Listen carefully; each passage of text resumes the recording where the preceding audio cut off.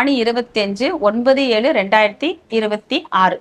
அதாவது நவமி திதி காலையில 10:40 வரைக்கும் இருக்கு. அதுக்கு மேல பாத்தீங்கன்னா தசமி திதி. இந்த நவமி திதிக்கு சூன்யம் அப்படின்னு பாத்தீங்கன்னா சிம்மமும் விருச்சகம் தான்.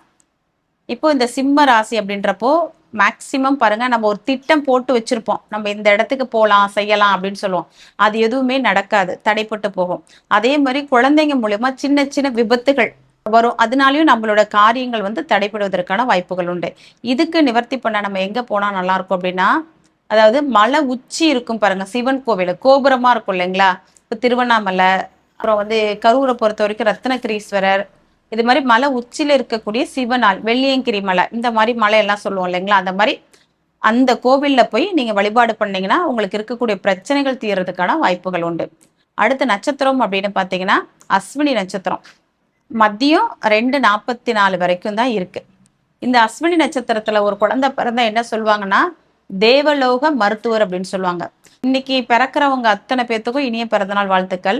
அதாவது மருத்துவத்துறையில பணிபுரியக்கூடிய நண்பர்களுக்கு நல்ல பேரு புகழ், அல்லது சில பேருக்கு சாதனையாளரா மாறுறதுக்கான வாய்ப்புகள் உண்டு. சில பேருக்கு பதவி உயர்வு கிடைக்கிறதுக்கு வாய்ப்புகள் இருக்கு. அதே மாதிரி காவல் சம்பந்தப்பட்டமான துறையில இருப்பாங்க பாருங்க, அவங்களுக்குமே ஒரு பணிமாற்றம் கிடைக்கிறதுக்கான வாய்ப்புகள் உண்டு. அதே மாதிரி ஒரு சிலருக்கு பாராட்டுகளும் பட்டங்களும் கிடைக்கிறதுக்கான வாய்ப்புகள். இதை நீங்க கரெக்டா பயன்படுத்தினீங்கனாலே இந்த நாள் வந்து உங்களுக்கு வெற்றி தரக்கூடிய ஒரு நாள். நன்றி, வாழ்த்துக்கள்.